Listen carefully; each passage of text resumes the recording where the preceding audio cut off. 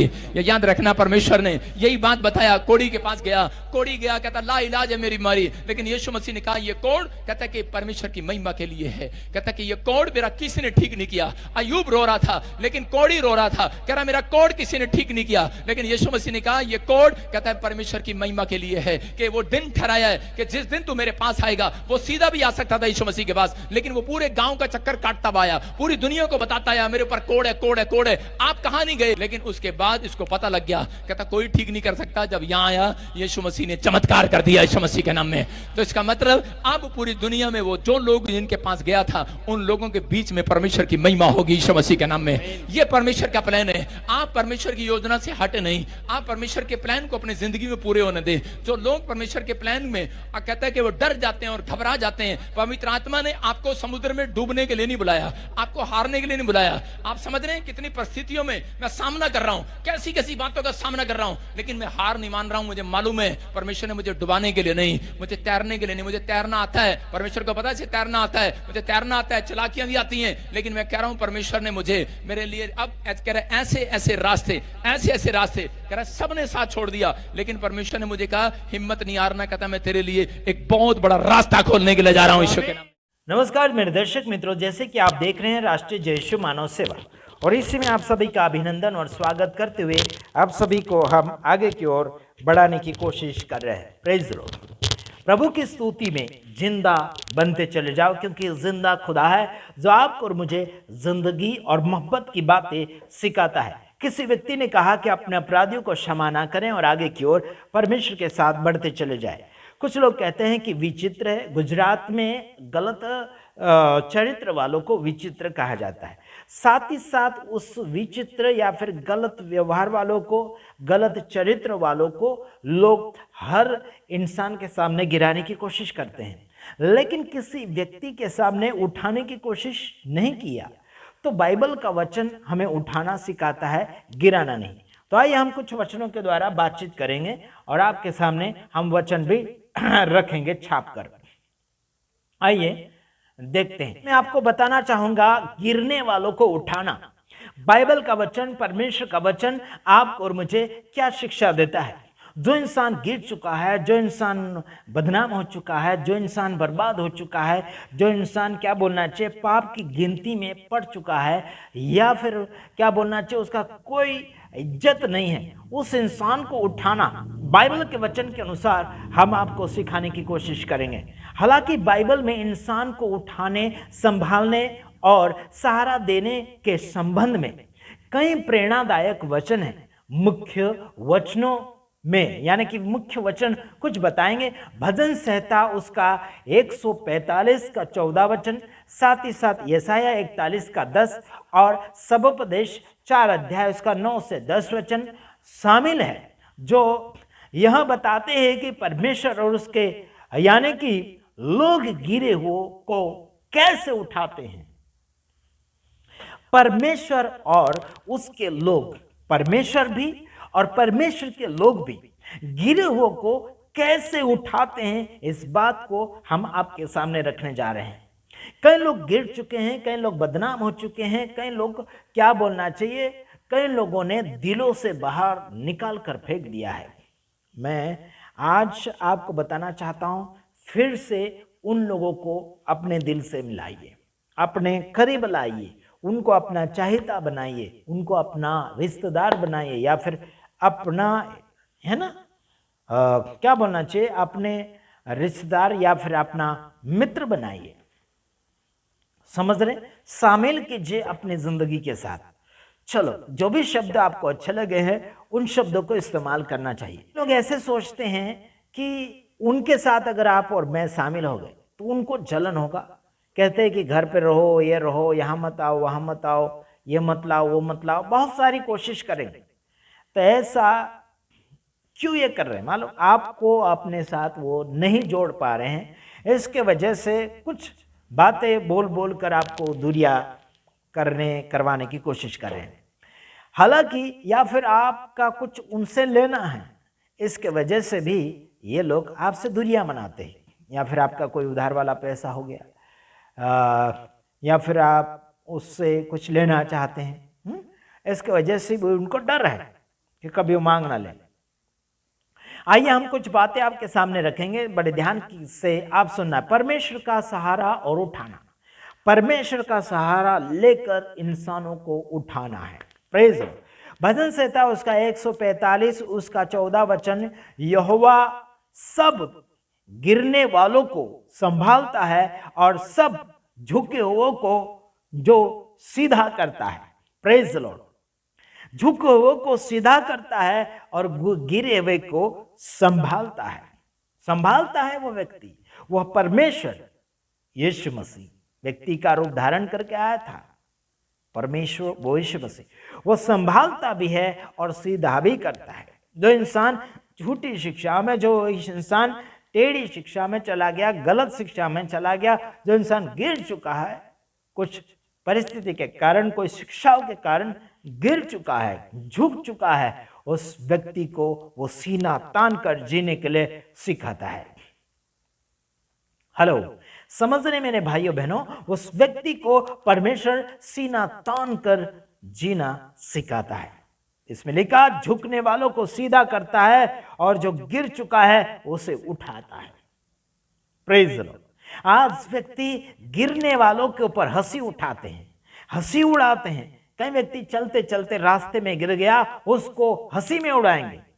कई बार आत्मिकता में भी लोग गिर जाते हैं, वहां भी गिर जाते हैं। आत्मिकता में चलते चलते चलते रास्ते में या फिर कई बातों में वो गिर गया है, या फिर जीभ से उल्टी सुल्टी बातों को उसने जाहिर कर दी है, तो उसके ऊपर हंसियां उड़ाते हैं, उनके ऊपर वीडियोस बनाए जाते हैं, है ना। हम भी बनाते हैं, लेकिन उन्हें समझाने सुधारने के लिए। अगर वो सुधर गया तो फिर उन्हें हम माफ कर देते हैं और आगे की ओर बढ़ने के मौका देते हैं। Praise the Lord, hallelujah. आगे और आपको बताना चाहता हूं, आत्मिकता में उन्हें सीधा करो, आत्मिकता में उन्हें उठाओ। संसारिक रीति से भी अगर गिर चुका है तो उसे सावधानी पूर्वक आगे की ओर उठाने की कोशिश करना। ऐसा ना हो कि साथ ही साथ आप भी गिर जाए उनके साथ, ऐसा बिल्कुल ना हो। आइए अगला वचन, यशायाह नबी की किताब उसका 41 का 10 वचन, यह कहता है कि डरना नहीं है। यह परमेश्वर खुद कहता है कि डरना नहीं है, क्योंकि मैं तुम्हारे संग हूं, है ना। निराश भी मत होना। यह परमेश्वर कहता है कि निराश भी मत होना, क्योंकि मैं तुम्हारा सहारा हूं। साथ ही साथ कहता है कि वो तुम्हें बल देगा, शक्ति देगा, सहारा देगा और अपने धर्म में दाहिने हाथ से तुम्हें संभाल कर लेकर चला जाएगा। प्रेज द लॉर्ड, है ना। आपको संभालना चाहता परमेश्वर, आपको मजबूत करना चाहता परमेश्वर, आपको निराशा से बाहर करना चाहता है परमेश्वर। इसलिए कहता है कि मत डर। मेरे तमाम भाइयों बहनों, डरने की जरूरत नहीं है। आपने अगर गलती की है, मान लीजिए और आगे की ओर क्षमा मांगने की कोशिश करें। चाहे जिसके साथ आपने गलती की है, या फिर गद्दारी करी, या फिर क्या बोलना चाहिए, विश्वासघात किया हो, उसके सामने माफी मांग लीजिए और परमेश्वर क्षमा करता है। लेकिन सामने वाला व्यक्ति क्या तुम्हें क्षमा करता है या नहीं, उसके साथ भी अपने आप को रखते हुए आजमाइश कर लीजिएगा। समझ रहे मेरे भाइयों बहनों। तो आइए अगले वचन को भी हम देखेंगे। जैसे कि कुछ बात है, पहला पत्रस यानी कि 5 अध्याय उसका 6 वचन, इसलिए परमेश्वर के बलवंत हाथ के नीचे दीनता से रहो, जिससे वह तुम्हें उचित समय पर बढ़ाए और उठाए। परमेश्वर के बलवंत हाथ के नीचे आ जाएं, ताकि सही समय के ऊपर आपको उठाएगा भी और आपको बढ़ाएगा भी। हो सकता है आप जीरो माहौल में चल रहे हैं, आप घटाव की ओर जा रहे हैं, आप चढ़ाव की ओर नहीं, आप बढ़ाव, क्या बोलना चाहिए, बढ़ोतरी की ओर नहीं, लेकिन घटाव की ओर जा रहे हैं। आपको हारने की जरूरत नहीं है मेरे तमाम भाइयों बहनों, आपको हार मानने की भी जरूरत नहीं है। उचित समय पर परमेश्वर आपको उठाएगा, लेकिन परमेश्वर के बलवंत हाथ में दीनता के साथ बने रहो, उसके हाथ के नीचे रहो। आप आशीषित होते चले जाएंगे, एक दिन उठेंगे, लोग आपको देखने के लिए सिर उठाएंगे। समझ रहे मेरे भाइयों बहनों, और लोग तुम्हारे सामने हाथ भी फैलाएंगे, साथ ही साथ हाथ भी जोड़ेंगे, साथ ही साथ घुटने भी टेकेंगे। याद रखना, जो तुम्हारा विरोध किया करते थे, जो आपके हंसी उड़ाया करते थे, आपको मजाक किया करते थे, वही लोग आपका आदर और सम्मान करेंगे। डरने की बात नहीं मेरे तमाम भाइयों बहनों। आगे बढ़िए, आइए हम कुछ और बातें देखते हैं। सबोपदेश उसका 4 अध्याय उसका 9 वचन से लेकर 10 वचन तक हम पढ़ने जा रहे हैं। इसमें लिखा है ना, इसमें लिखा है 1 से 2 अच्छे, मतलब 1 से 2 अच्छा। कोई भी मित्र हो या फिर सेवा क्षेत्र में हो, चाहे कई जगह आप सफर में जा रहे हो, है ना, चाहे आत्मिकता में हो या फिर संसारिक में हो, आप चाहे जहां जाते हो, 1 से 2 अच्छे। हाँ, 1 से 2 अच्छे क्यों? आइए देखते। क्योंकि उनके परिश्रम का अच्छा फल मिलता है। क्योंकि यदि उनमें से एक गिरे तो दूसरा अपने साथी को उठाए लेगा, परंतु उस पर जो अकेला है और गिर जाता है, क्या ही विपत्ति, क्यों उसको उठाने वाला कोई नहीं होता। चाहे कोई भी विपत्ति उसके ऊपर आए, अकेले के ऊपर, अकेला गिर जाता है तो उसको उठाने के लिए कोई नहीं है, क्योंकि उसके साथ कोई नहीं है। 1 से 2 भला करके बाइबल में दर्शाया गया है। सेवा क्षेत्र में भी और कोई कामकाज में भी आप अगर 1 से 2 चलते हैं तो मिलकर बढ़ते हैं। अगर एक गिर गया तो दूसरा उठाने के लिए तत्पर हो जाता है। Praise the Lord. इसी बात को मद्देनजर रखते हुए आप संगति बनाइए, दोस्तों यारों के साथ मिलिए, दोस्ती बढ़ाइए लोगों के साथ। दोस्ती तोड़ने से आपका फायदा नहीं है, घाटा ही घाटा। अकेले गिर गए, उठाने के लिए आपको रास्ते में किसी सफर करने वालों को चिल्लाना पड़ेगा, समझ रहे? रास्ते में आने जाने वालों को चिल्लाना पड़ेगा, समझ रहे कि नहीं समझ रहे? मेरे भाइयों बहनों, आगे बढ़ो, प्रभु आप सबके साथ है। फिर चिंता की क्या बात है। Praise the Lord. आइए कुछ और बातें आपके सामने पढ़ना चाहेंगे। और गलती की किताब उसका 6 अध्याय उसका 1 वचन, ये एक दूसरे के बोझ उठाए और इस प्रकार मसीह की व्यवस्था को पूरा करो। Praise the Lord. यहां वचन कहा गया है कि एक दूसरे का बोझ उठाए, एक दूसरे का भार उठाए, एक दूसरे की परिस्थिति को समझो, दुख और सुख को समझो। इन सारी बातों में भाग लेते हुए आगे की ओर बढ़िए।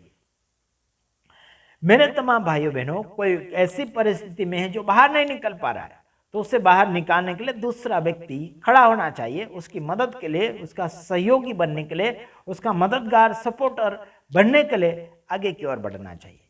काफी ऐसे सेवक सेविका आगे बढ़ रहे हैं, लेकिन उनको बढ़ाने के लिए कोई आगे नहीं बढ़ रहा है। देश विदेश के लोग लाखों करोड़ों रुपए कमाते हुए अपने बैंक अकाउंट को दबा दबा कर बड़े आंकड़ों और बड़े नंबरों में बनाए हुए हैं, तैयार किए हुए, भरे हुए ठुसाठुस। लेकिन एक व्यक्ति जो है, जो सेवा क्षेत्र में बढ़ रहा है, चाहे जो देश भर में सेवक सेविका, रेवरेंड, बिशप, चमत्कारी, नमस्कारी सेवकाई को बढ़ाना चाहते हैं, लेकिन कुछ ऐसे लोग जो है, जो मसीह यीशु के फॉलोअर्स है, लेकिन जो सेवकाई में बढ़ रहा है, उसे बढ़ाने की कोशिश में आमदनी नहीं बढ़ाते। उसके लिए क्या कहना चाहिए? क्या ये वचन कहना चाहिए कि एक दूसरे का भार उठाओ? क्या उठा पाएंगे लोग? इनकी चिंता, इनकी लालच इनसे नहीं छूट रही है मेरे यारों। इंसान को चिंता नहीं छूट रही है, लालच नहीं छूट रहा है, घमंड नहीं छूट रहा है, बड़प्पन नहीं छूट रहा है। क्या कहें इन लोगों के लिए? क्या ये वचन इनके ऊपर ठोक दें, इनके ऊपर हथौड़े के समान मार दें? क्या ये लागू कर पाएंगे? क्या नम्र होकर, नरम हृदय बनाकर आगे की ओर बढ़ेंगे ये सेवकों का हेल्प करने के लिए?